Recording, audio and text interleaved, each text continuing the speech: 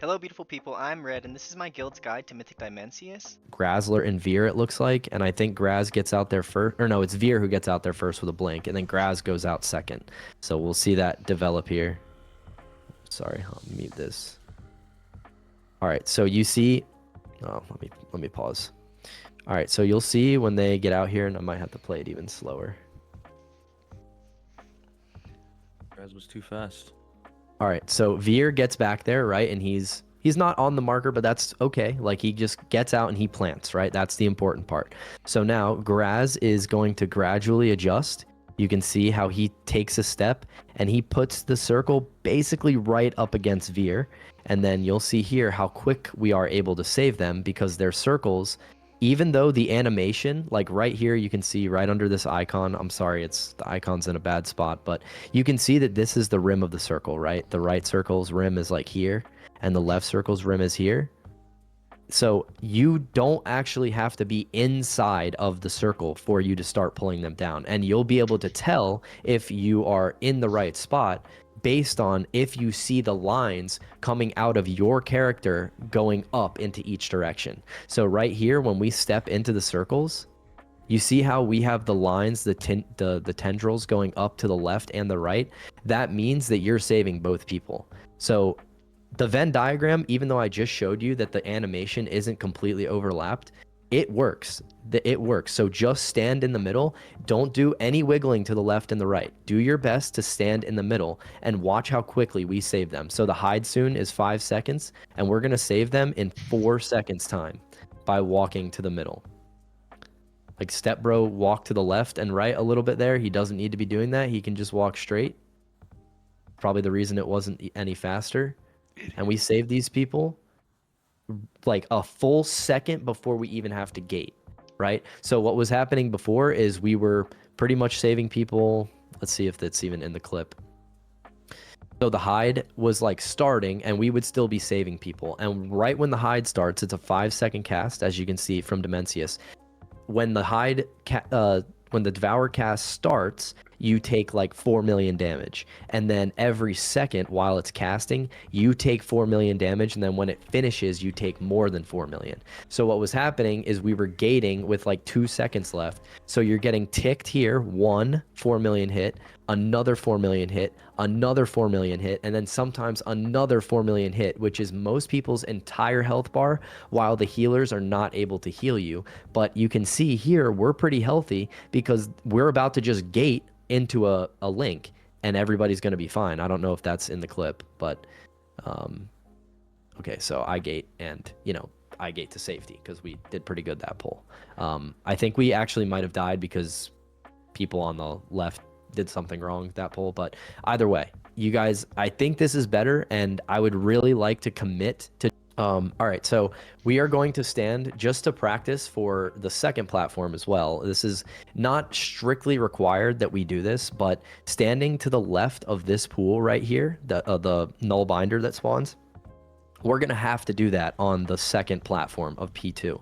So it's really good practice for us to stand there during this phase. Another reason that you want to stand there is the boss is going to randomly target people with the lines. And if you are standing between like this part here, like where the boss is, like that line through the room, and this null binder, if you're in this arc here, so to speak, if you get chosen with a line, you will have to move less than if you get chosen with a line and you're like over here. So even melee should be like on the ad's ass over here. All right, so you see what I'm talking about? All of the lines came out right here and they're all like in this cone, which is perfect because now there's really only 2 people that have to move. And then everybody else will shift to the safe area over here and we'll be grouped up for doing our CC rotation on the null binders. Quick addition on the lines. I've seen it recommended multiple times that if you're highly mobile, it's worth cheating to the inside to the ads. And if you're a wheelchair spec, you can cheat a little bit to the outside. So the next thing to know is that different from normal and heroic, the boss picks a player to throw the rock at when he like basically makes when he throws the rock and it goes across the platform and it kills you no matter what, that gets picked on a player.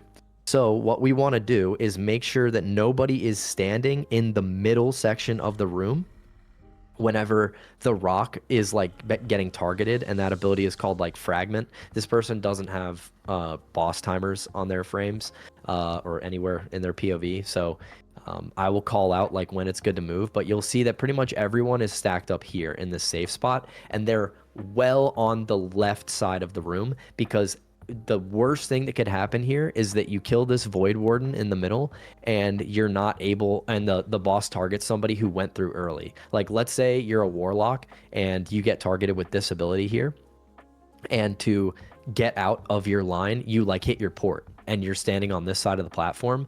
If we get unlucky and the 5% chance that the boss targets you with the rock, we're just going to die, because the rock is going to get thrown on the other side of the platform, and that is just going to completely grief everything that we have to do for the remainder of the platform. All right, so you'll see all those people, the lines go off, and now you can't stand here because this is like a 70% slow. So you're going to want to, you know, if you're an evoker, hover, if you're a mage, blink, if you're a shaman, gust of wind, whatever you need to do, get out of it.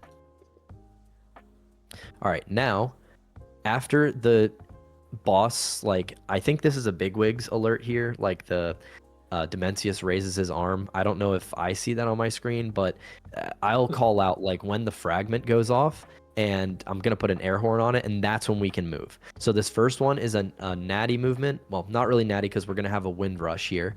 So we're gonna wind rush through the middle. Okay, cool. All right, so now this part of the fight is where we are going to get inverse gravities and reverse gravities. So I believe the reverse gravities are the big circles and the inverse gravities are the small circles. So at this point in the fight, there will be 3 people. Please listen to me at this for this. This is like the prog point for the platform. Please pay attention to this. It's very important. So 3 people, a tank, a healer, and a range player. A tank, a healer, and a range player will randomly be selected to get 3 circles. Above their head, they will shout melee, healer, ranged. All right? One of the raid plans shows where those 3 groups stand. In this set, the tanks and melee stand here, where I'm circling with my cursor. The melee and the tanks stand here. The healers stand here, and ranged stand out here. Okay. There are groups for this. Let me show the assignment real quick. The people who are assigned. This is the section for that.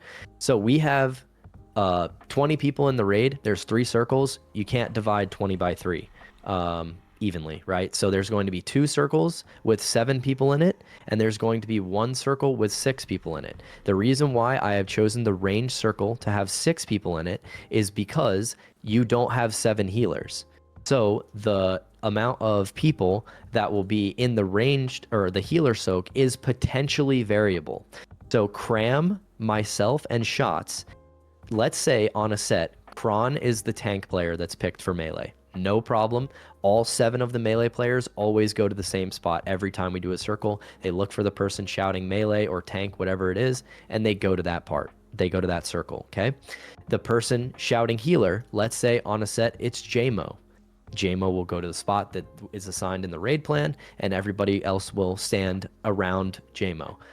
We'll talk about why you don't stand directly on top of JMO in a second. So the 4 healers will always go to the same spot, and these 6 ranged will always go to the ranged one. Myself, Cram, and Shots have to pay attention if we get a circle, because we are ranged players. So if myself and JMO, because we're in the same group, right? Let's say on a set, Kron gets it, JMO gets it, and I get it. Obviously, I cannot stack 2 circles on the healer group. That will cause a wipe. It will do too much damage and kill everyone. So what I will do is I will go to the range spot, and then that healer group will only have 6 people in it, okay? So that for that mechanic, I'm talking about the big circle. When I say Kron gets 1, JMO gets 1, I get 1. Those people have to go to specific spots to because if other people aren't standing inside of your circle, they just get knocked up out of the platform. And if you stack the circles, like if you overlap another person, you get bumped away from each other, just like on sprocket. You remember how if you touched polarities, you just get bounced? If your circles touch, you will just, or I'm sorry, if your circles blow up while you're overlapped with another person, you'll just get bounced off the platform and die. So, that is about how we do that. Now, the other mechanic to be mindful of that is not like assigned and you're not going to shout with a weak aura is called inverse gravity. So this is Artoshion platform 1. So it goes ranged are at the top, like, so this is where the boss is. So the ranged are towards the boss. Melee are here.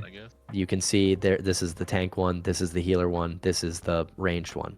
So at the same time as these are going out, 4 people of the same type. So there's going to be 4 melee players.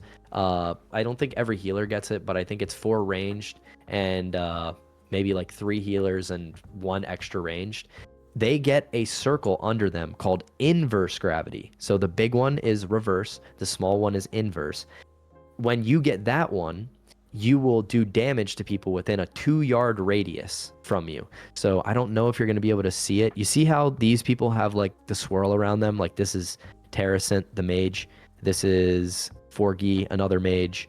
And you see how like these people, this was pre-nerf, so there were 6, like 18 people in the raid got this instead of just 4 of each group. But you see how this person has like a circle around them? If you get that, you can't stack on someone except the middle person of the group. But it's just best practice to not stack on people during this phase. So it pays to move quickly. Again, like, don't be lazy getting to your circle. Don't stop and cast out here. Like, run in and try to get to a spot. You know, there's going to be 1 person in the middle of the soak, and then there's 6 people that are trying to get into each circle. So if you feel like, you know, you're more mobile, like that's why the mages are on the outside. If you feel like you're less mobile, maybe the warlocks are on the outside, maybe the shamans are on the outside, right? So you need to try to play to help people and not stack on them. All right, so also at this moment, you can see that there are shamans and mages and other people that are, it's actually evokers as well, that are hitting the Void Warden. So range players at this point, you should be hitting this Void Warden that's in the middle of the room. So the rock goes out, and as soon as the rock passes, you're safe to run out here. This doesn't do damage to you, so you can run out there. But the reason that you don't want to do that immediately is because the lines come out from the boss right after this. So you'll see here, right after gravity goes off, nobody moves immediately, right? Because they're waiting to see if they get the line mechanic. So we want the lines to be over here so that they're not interfering with us whenever we, you know, have to do the run back, because again, it slows you. That will make it harder to fight the run back. It's not a positive thing if you're getting slowed during the run back. So everyone who doesn't get a line runs over here, and you can start running to the front if you'd like. That is the safer thing to do, especially if you're a low mobility class, is run to the front. And we should have a movement ability thing here. And you're going to see the people with the lines spread out a little bit. There's one of the lines is going this way, like out here. You know, you can point the line like back this way if you want. There's room for another person like right here. I think a mage got it, so they're going to get hit by the line and blink. But, you know, just do what you can to make sure you don't get knocked off the platform. And again, this is pre-nerf, so they're going to get pushed. Like, they all needed to go to the front of the platform, but now I'm seeing teams start like right here in the middle. And if they have like a roar or something, they're just not falling off the platform as long as they're fighting it. So you can see they have roar right here, but we're going to go to the front because consistency is king, and not getting pushed all the way back is like good, like all the way to the edge of the like next platform. But I will say that you do want to end up on the other side of these Void Wardens for the next part. Do I need to grip the shamans if they get the line? No, they can gust of wind. Okay, so again, we're doing the same thing on this side. It's mirrored, and unfortunately, we do want to hold damage so that we want to take the gate before. I'll talk about the timer here in a second. All right, so lines come out again, and you can see the tank line is going this way. It's not a huge deal if that happens on this set because we are going to Warlock Gate. So there should be a gate from here all the way to the other side. All right, so we're killing the null binders again. You can see they're stunning it. All All right, and then they gate. Now, what you are waiting to gate on here, so you'll see right in this section of their screen, they're going to have a weak aura that pops up that says dodge rock. So that is when the fragment, the rock is like about to be thrown. It'll say like Dimensius raises his arm, and that's how you know the rock has selected its target. So you don't want to gate before Dimensius raises his arm, right? Because if you do, you might get targeted by the rock, and the rock is going to get shot over here, which might not be a huge deal, but it's not consistent, right? That's not what we want to be doing. And unfortunately, this is a part where we're going to want to hold damage because we want to gate to the other side. And we're going to spread out here. It will be, let's look at the raid plan real quick. So on this set, it's healers all the way in the back. And then it's melee here and ranged here. So it's not going to say, there's two options for the weak aura to shout. And I have chosen for it to shout melee, healer, ranged instead of right, middle, top, because I don't think that right, middle, top makes sense when you do the triangle shape. So the melee like players need to know where to go, the range players need to know where to go, and healers need to know where to go. And in the same way, that person will be shouting, so you'll be able to see like where you are supposed to go if you're not the person with the circle. So range go here close, healers go in the back, and melee go in the front again. So we'll go back to watching this, and we're almost done with this phase. So you want to kill the boss whenever, like after this mechanic resolves. That is the sweet spot. When this mechanic resolves and before the pushback starts, that is when you want to kill what's his name? Artoshion. So you'll see the mechanic resolves, and then the boss like died right after that, and they're good. If you do it any sooner, there can be negative things that happen, and we are doing it to preserve the timer of cooldowns. So if we were to get to this platform a few seconds earlier, like it just griefs our cooldowns. Pretty much everyone that is killing the boss is doing this cringe ass holding stuff, and we are not going to change our strat until we kill the boss. Like if we keep fighting the boss all the way till like turbo boost and we get a bunch of damage, I will just have somebody who does 0 damage the entire fight until the end, so that we do not have to, you know, like re-strategize on like how we're doing damage, because it's just way too important for the least common multiple of 6 minutes to be when we fight Dimensius in the burn phase. So this will be the end of movie time for tonight.